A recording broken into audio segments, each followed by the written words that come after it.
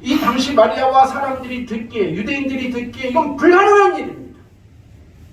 역사적으로 500년 동안 이루어진 적이 없어요. 성도 여러분, 어떻게 믿으시겠습니까? 그러면 하나님께서 그렇게 불가능하게 여겨지던 일을 이루시겠다고 선포하시는 이 말씀을 만약 여러분이 그때 당시에 마리아처럼 들었다면 어떻게 믿으시겠습니까? 이래서 믿기가 어려운 겁니다.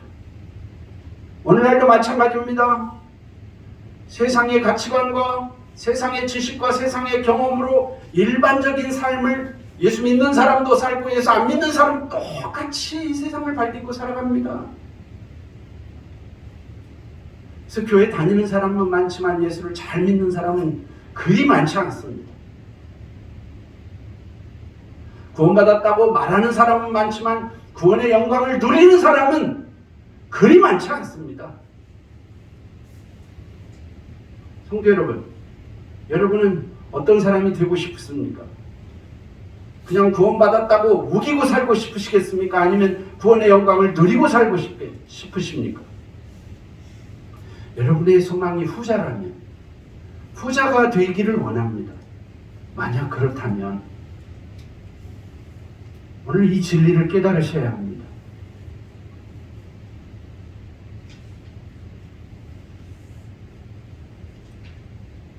마리아가 은혜를 입은 것 역시 하나님의 주권적 은혜에 의한 것입니다. 성도 여러분, 우리는 반드시 잊지 말고 기억해야 합니다.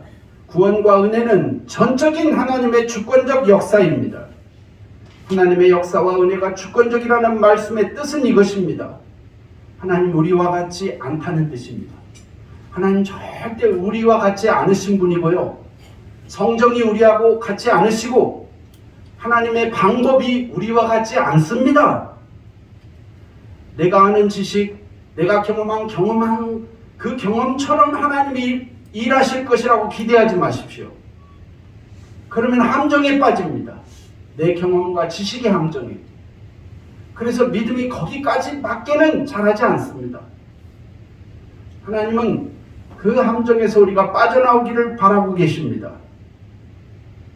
많은 경우 하나님께서는 내 생각과 경험대로라면 불가능한 조건, 생각할 수 없는 사람과 상황을 통해 전혀 예기치 못한 방법과 방식으로 하나님 당신의 구원과 은혜의 일을 이루어 가고 계셨고 앞으로도 그러실 것입니다. 이것을 잊지 마십시오. 세 번째, 하나님께서는 결국 순종하는 자를 통하여 하나님의 구원을 이루십니다. 이렇게 마리아에게 전해진 하나님의 말씀은 처녀 마리아에게 너무나 무섭고 당혹스러운 말씀이었습니다. 가브리엘 천사가 마리아에게 갑자기 나타나셔서 수태구지 예언을 했을 때 마리아가 천사의 말을 듣고 기뻐 뛴 게 아니에요. 너무 무섭고 너무 이해되지 않고 너무 당혹스러웠어요. 오늘 이 말씀을 듣는 저와 여러분처럼 말입니다. 왜냐하면 뜻밖의 말씀이었기 때문입니다. 예기치 않은 낯선 말씀이었습니다. 나의 이해와 기대에 전혀 맞지 않는 말씀이었습니다. 마리아가 평생 기대하고 기도하고 기다리던 것이 있었을 것입니다. 하나님께서는 마리아 그녀가 항상 기대하고 기도하고 기다리던 바를 많은 경우 이 사랑스러운 딸에게 응답해 주시는 아버지처럼 응답해 주시고 이루어 주셨을 것입니다. 그러나 늘 그런 것만은 아니었습니다. 오늘이 바로 그런 날입니다. 마리아야, 오늘은 내가 너에게 좀 당혹스러운 말을 해야 되겠다. 네가 처녀지만 장차 아들을 낳을 것이다. 임신했다. 그 아들 이름을 예수라 해라. 그 아이는 하나님이 보내신 큰 자이다. 이스라엘을 영원히 다스릴 자니라. 이 아이가 네 몸에서 난다. 하신 말씀입니다. 하나님께서는 지금 결정적으로 너무 당황스럽고 너무 두려운 말씀을 약하고 낮은 여인 마리아에게 주고 계십니다. 그리고 바로 그 하나님의 주권적인 선포의 말씀에 대한 마리아의 신앙적인 반응을 보고 계십니다. 이 마리아가 어떻게 반응하는지 하나님은 오늘 저와 여러분에게 똑같이 하십니다. 이런 상황 속에서 마리아의 반응이 무엇이었는지 잘 살펴봐야 합니다. 이어지는 본문 말씀 34절에서 38절 말씀을 읽어보면 하나님의 말씀을 들은 마리아와 천사와의 이어지는 대화의 내용입니다. 마리아가 천사에게 말하되 나는 남자를 알지 못하니 어찌 이 일이 있으리이까? 천사가 대답하여 이르되 성령이 내게 임하시고 지극히 높으신 이의 능력이 너를 덮으시리니 이러므로 나실 바 거룩한 이는 하나님의 아들이라 일컬어지리라. 보라 내 친족 엘리사벳도 늙어서 아들을 배웠느니라. 본래 임신하지 못한다고 알려진 이가 이미 6달이 되었나니 대저 하나님의 모든 말씀은 능하지 못하심이 없느니라. 마리아가 이르되 주여 주의 여종이오니 말씀대로 내게 이루어지이다 하매 천사가 떠나가니라. 오늘 이 본문 말씀의 마지막 절 38절을 주목해 보십시오. 마리아의 질문은 사가랴의 질문과 거의 비슷합니다. 지난 6개월 전 사가랴에게도 사가랴와 엘리사벳에게도 똑같이 나타나셨어요. 마리아에게 나타나신 것처럼. 그때 사가랴가 천사에게 이르되 내가 이것을 어떻게 알리요? 내가 늙고 아내도 나이가 많으니이다. 사가랴는 이렇게 반응했어요. 제가 도저히 천사님께서 하시는 말씀을 알아들을 수가 없네요. 보십시오. 제가 이렇게 노인 할아버지입니다. 제사장이지만 내 아내는 이미 임신할 몸이 아닙니다. 이 일이 어떻게 내게 이루어집니까? 불가능합니다. 하는 게 사가랴의 천사 앞에서 한 말입니다. 오늘 34절을 보면 마리아 역시 비슷한 맥락의 말을 합니다. 처음에 마리아가 천사에게 이르되 나는 남자를 알지 못하니 어찌 이 일이 있으리까? 천사님 이거 불가능한 일 아니에요? 내가 남자를 가까이 한 적도 없는데 어떻게 임신한다는 것입니까? 하지만 마리아는 사가랴와 달리 말씀에 순종하겠다는 독특한 38절의 고백을 달리 고백합니다. 하나님 앞에 불가능하다고 고백했던 사가랴에 관한 이어지는 말씀은 누가복음 1장 20절인데요. 보라 이 일이 되는 날까지 내가 말 못하는 자가 되어 능히 말을 못하리니 이는 내가 내 말을 믿지 아니함이거니와 때가 이르면 내 말이 이루어지리라 하더라. 그렇게 말한 순간부터 사가랴는요 아들을 낳을 때 세례요한이 태어날 때까지 입을 열지 못했어요. 벙어리로 살았어요. 벙어리로. 그런데 마리아는 이때 사가랴와 조금 달랐어요. 오늘 본문 38절을 보십시오. 오늘 본문 38절을 보면 마리아가 이르되 주의 여종이오니 말씀대로 내게 이루어지이다 하매 천사가 떠나가니라. 이렇게 결론이 되어 있습니다. 이렇게 말씀의 순종으로 응답하는 믿음이 바로 마리아 믿음의 탁월함이었습니다. 마리아는 달랐어요.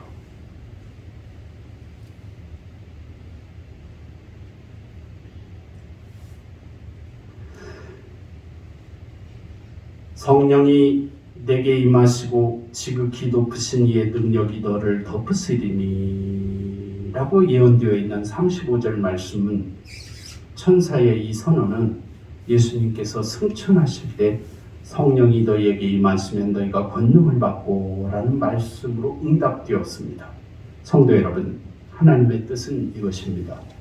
하나님의 뜻은 오늘 저와 여러분에게도 모든 믿는 자에게 성령이 충만하게 임하는 것입니다. 그리고 하나님의 뜻은 지극히 높으신 하나님의 능력이 그 믿는 사람에게 온전하게 덮이는 것입니다. 그래서 믿는 성도에게 성령이 임하시고 믿는 하나님의 백성이 권세와 능력을 받아서 온 세상이 하나님 나라로 회복되는 것이 하나님의 비전입니다. 이게 하나님의 꿈이고 목표예요. 그런데 바로 그런 성령 충만함과 성령의 능력과 권세를 누가 받느냐 하는 것입니다. 하나님은 어떤 사람에게 그 축복을 주시느냐? 순종하는 자입니다. 하나님의 그 믿기 힘든 말씀, 하나님의 그 두려운 말씀, 예상치 못한 하나님의 그 음성에 순종하는 자입니다. 마리아처럼. 마리아가 이르되 주의 여종이 오니 말씀대로 내게 이루어지이다. 이렇게 신앙 고백하는 사람입니다. 오늘 저와 여러분에게 하나님 그런 사람이 된 채 성탄을 맞이하라는 것입니다. 성도 여러분, 성탄절 몇 번이나 겪으셨습니까? 예수 믿은 지 50년 되셨습니까? 그러면 50번 성탄절 지내셨겠네요. 어떤 믿음으로 성탄절을 그동안 맞이하셨습니까? 오늘 하나님께서 저와 여러분 모두에게 말씀하십니다.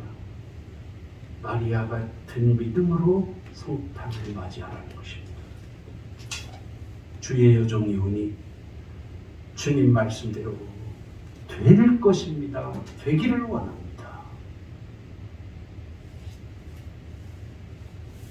하나님의 나라는 세상에서 성공한 사람, 능력이 뛰어난 사람, 재물이 많은 사람이 아니라 하나님 말씀에 순종하는 사람에 의해 세워집니다. 우리가 말씀에 순종한다면 하나님의 능력이 주어지며 우리는 하나님의 큰 일을 감당할 수 있게 됩니다. 우리를 통해 하나님이 일하신다는 사실을 믿는다면 우리는 세상을 변화시킬 것입니다. 지금도 하나님은 아무리 가난한 자, 낮은 자라도 들어 놀랍게 사용하십니다. 마리아를 쓰시는 것처럼. 우리가 작고 연약해 보여도 불가능한 일을 이루시는 주님은 믿는 자를 통해 그 일을 이루실 것입니다. 그런데 그 믿는 믿음의 가장 구체적이고 직접적인 내용이 뭐냐고 묻는다면 순종입니다. 순종입니다. 마리아 같은 순종. 결국 믿음이 있느냐 없느냐는 하나님의 말씀에 얼마만큼 어디까지 순종하느냐의 문제입니다. 결국 하나님께서는 순종하는 사람을 통해 하나님 당신의 은혜로운 구원 역사를 이루어 가십니다.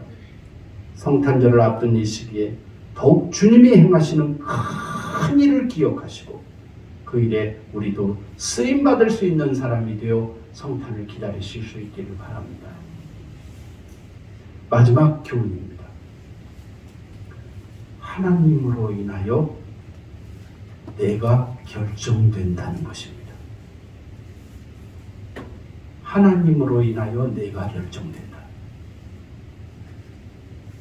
39절부터 45절을 제가 읽어보겠습니다. 이때 마리아가 일어나 빨리 산골로 가서 유대 한 동네에 이르러 사가랴의 집에 들어가 엘리사벳에게 문안하니 엘리사벳이 마리아의 문안함을 들으매 아이가 복중에서 뛰노는지라 엘리사벳이 성령의 충만함을 받아 큰 소리로 불러 이르되 여자 중에 네가 복이 있으며 내 태중의 아이도 복이 있도다. 내 주의 어머니가 내게 나오니 이 어찌된 일인가. 보라, 내 문안하는 소리가 내 귀에 들릴 때에 아이가 내 복중에서 기쁨으로 뛰놀았도다. 주께서 하신 말씀이 반드시 이루어지리라고 믿은 그 여자에게 복이 있도다. 오늘 본문 다음 부분에 있는 성경 말씀입니다. 누구나에게 인생은 늘 새로운 환경, 새로운 사람을 만나며 살아가는 삶이 아닙니다. 그래서 보통의 사람들이 깨닫지 못하고 살아가는 삶의 진실 중 하나가 바로 평범한 일상 속에 감추어진 놀라운 은혜를 사람들은 잊어버리고 삽니다. 그런데 사람들이 자꾸 목말라서 특별한 것을 찾아요.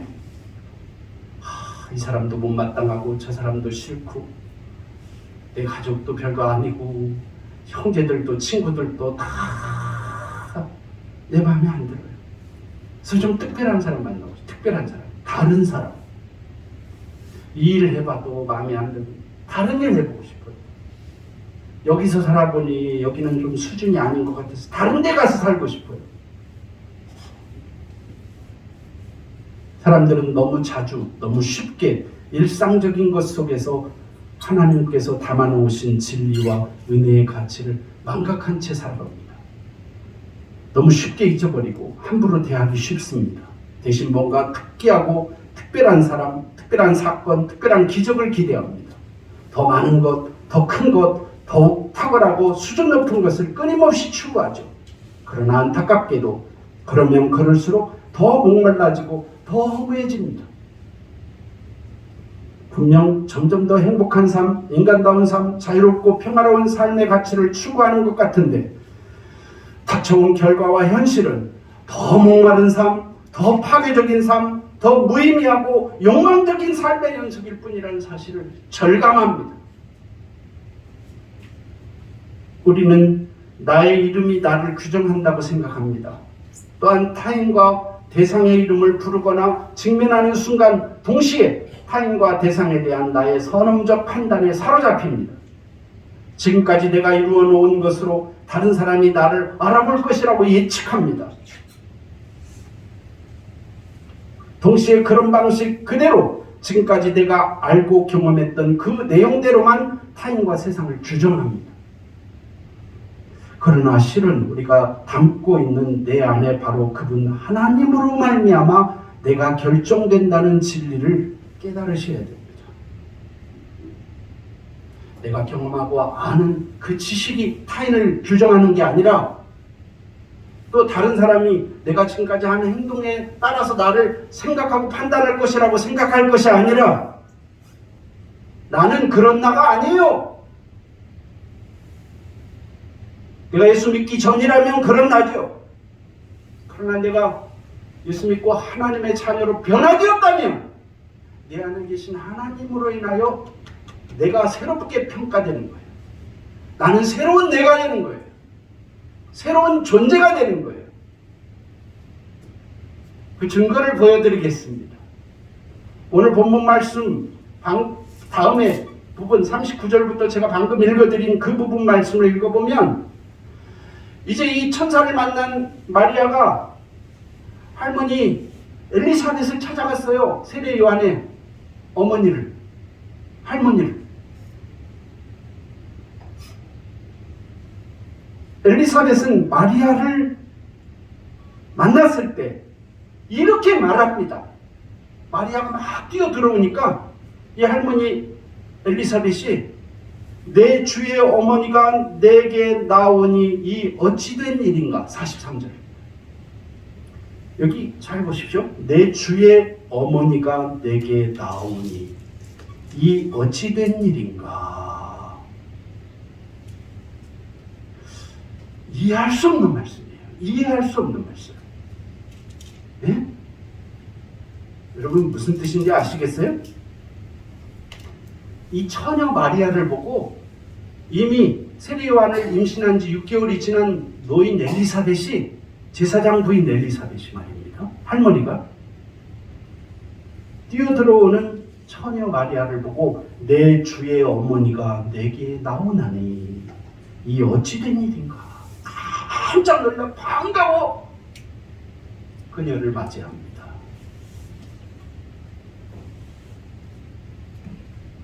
찾아와 문을 열고 들어오는 그녀 마리아를 내 주의 어머니라고 부르며 맞이한 것입니다. 그 시간 제사장 부인이며 연륜이 풍성했던 윗사람 노인 엘리사벳에게 마리아는 그냥 마리아가 아닙니다. 그녀는 그동안 내가 알던 그녀 마리아라는 이름으로 부르지 않았습니다. 내 주의 어머니가 지금 나에게 오시니 내가 너무너무 어쩔 줄 모르겠다는 것입니다. 여러분, 여기에 비밀이 있습니다. 사랑하는 성도 여러분, 또한 오늘 본문 말씀의 주인공으로 등장하는 여인 마리아는 어떻게 자신을 말했는지 보십시오. 마리아는 스스로 겸손하게 하나님 앞에서 자신을 낮추었습니다. 심지어 그녀는 자신을 주의 여종이라고 불렀습니다. 오늘 38절에 주의 여종이오니, 예수님을 잉태하고 있기에 세상 그 누구보다도 높지만 자만하지 않았습니다. 하나님 앞에서 스스로를 낮추고 낮출 뿐입니다. 하나님은 이런 마리아를 복 있는 여인이라고 칭하십니다. 사랑하는 성도 여러분, 이제 결론으로 말씀을 정리하겠습니다. 오늘 대강절 마지막 주일입니다. 오늘 이 시대 속에서 우리의 비천함과 강함은 네가 결정하거나 타인이 결정하는 것이 아니라 내 속에 계신 하나님이 결정한다는 사실을 잊지 마십시오. 하나님으로 인하여 결정되는 겁니다. 우리가 아무리 스스로를 낮추려 해도 하나님을 붙잡고 있는 한 우리는 비천하게 되지 않습니다. 마리아는 겸손의 표현으로 스스로를 여종이라고 했지만 그 누구도 마리아를 종과 같이 낮은 사람으로 보지 않았습니다. 하나님이 그렇게 만들지 않으시기 때문입니다. 우리의 비천과 존귀는 우리 스스로가 품은 하나님에 의하여 결정된다는 것을 잊지 마시기 바랍니다. 기도하겠습니다.